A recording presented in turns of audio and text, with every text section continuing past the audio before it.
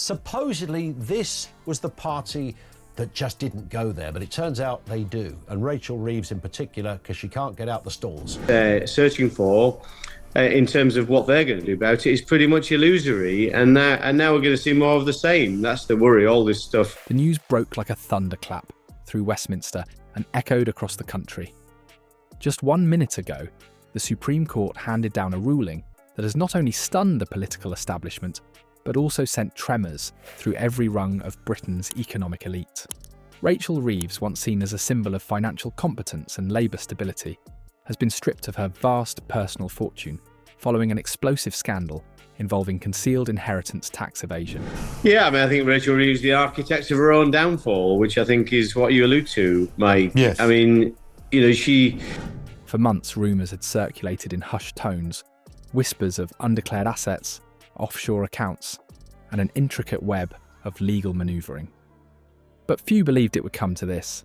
Now the highest court in the land has confirmed what insiders feared. The scandal is real. The cover-up was extensive, and the consequences have arrived like a sledgehammer. Reeves, the former Shadow Chancellor, was once praised for her sharp intellect, cool demeanour, and careful management of policy narratives.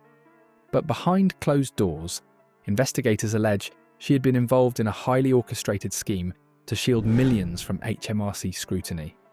At the heart of the scandal was a disputed inheritance passed down from a distant relative, an estate quietly valued at over £12 million, spread across properties, investments, and trust structures tucked away in tax shelters. The problem wasn't the inheritance itself, but what Reeves did, or didn't do, with it. According to court records, she failed to declare large portions of the estate for taxation purposes, instead diverting funds through shell companies registered in jurisdictions such as Guernsey and Luxembourg. When HMRC launched its initial inquiry last year, Reeves reportedly cooperated on the surface, turning over limited documentation and assuring officials that everything was in order. Some point soon. But being late to declare it, look, she's got her handlers around her that are meant to do that stuff, I'd imagine. However, internal leaks from the revenue suggest that compliance officers were already sceptical. What they uncovered after months of digging was a complex network of transfers, silent partnerships, and legal grey zones designed to obscure the flow of money. The paper trail led directly back to Reeves, whose name was buried in subsidiary account ownerships and anonymous directorships. It was, one investigator said, a masterclass in soft-touch financial concealment. Supposedly, this was the party that just didn't go there, but it turns out they do. And Rachel Reeves in particular, because she can't get out the stalls. The media had caught wind of the scandal in early spring, but every time the story appeared to gather momentum, it was quickly shut down, either by legal injunctions or sudden editorial reversals. Reeves's legal team had managed to keep the lid on the situation, but that changed when a whistleblower came forward. An internal auditor from one of the law firms handling her offshore arrangements delivered a cache of documents to regulators, triggering a fast-tracked legal process that culminated in today's Supreme Court judgment. The ruling was swift and unequivocal.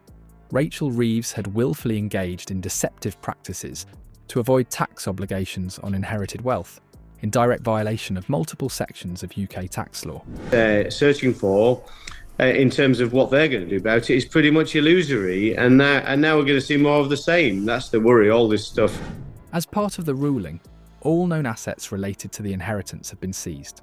That includes 4 London properties, 2 overseas villas, and a portfolio of investment accounts worth millions. In addition to asset forfeiture, the court imposed a permanent financial disqualification order, effectively barring Reeves from holding or controlling any financial instruments above a set threshold for the foreseeable future. It is a public and personal humiliation of historic proportions, a rapid and dramatic fall from grace for a figure once tipped as a potential future Chancellor of the Exchequer. Outside the courtroom, chaos unfolded. Protesters gathered with signs demanding stricter regulations on MPs and accusing the political class of hypocrisy.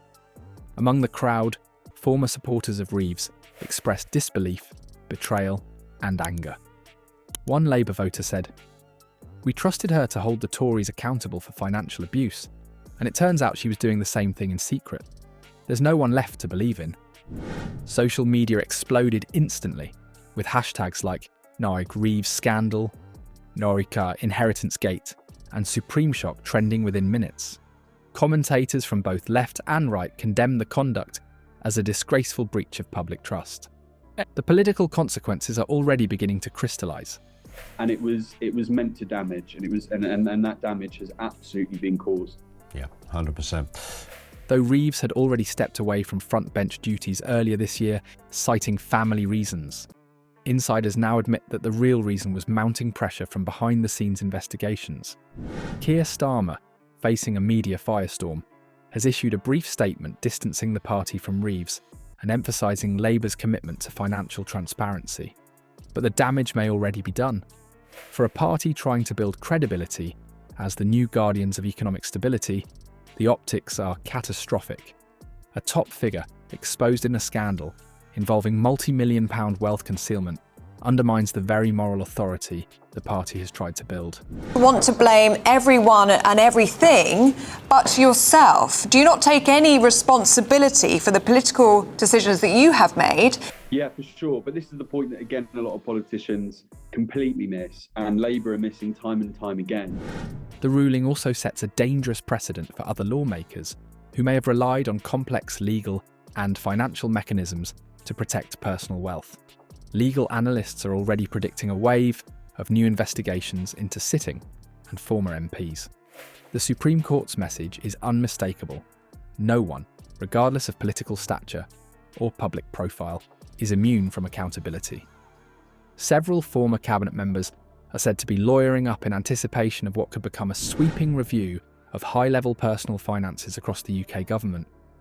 Reeves herself has yet to speak publicly. Her legal team issued a curt statement saying they are reviewing the ruling and exploring all available legal remedies. But few expect an appeal to succeed. The court's judgment was not only thorough, it was scathing. Justices accused Reeves of knowingly abusing legal structures designed for wealth preservation, using them not for legitimate protection, but for deliberate evasion. One line from the ruling has already become infamous. This was not a clerical error. This was an operation, coordinated and concealed with intent. Behind the scenes, allies are vanishing. Party officials who once championed Reeves are now erasing past praise. Parliamentary colleagues are declining to comment or deflecting questions. The once crowded benches of support have grown quiet, and some insiders are even whispering that she may resign from politics altogether in the coming days.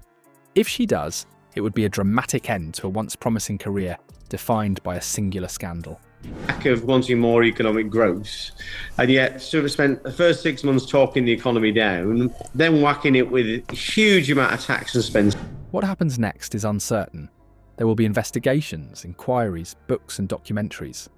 There will be debates over tax reform, over wealth inequality, over the ethics of political leadership in a system where power and privilege intersect constantly with money.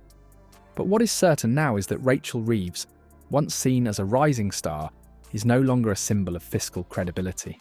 Set of economic policies that are going to make life much worse for the people of the United Kingdom. She's become a cautionary tale, a reminder that even those who preach discipline and fairness can fall prey to the very temptations they claim to oppose. The Supreme Court's judgment will be studied for years, not just for its legal weight, but for its cultural shockwave.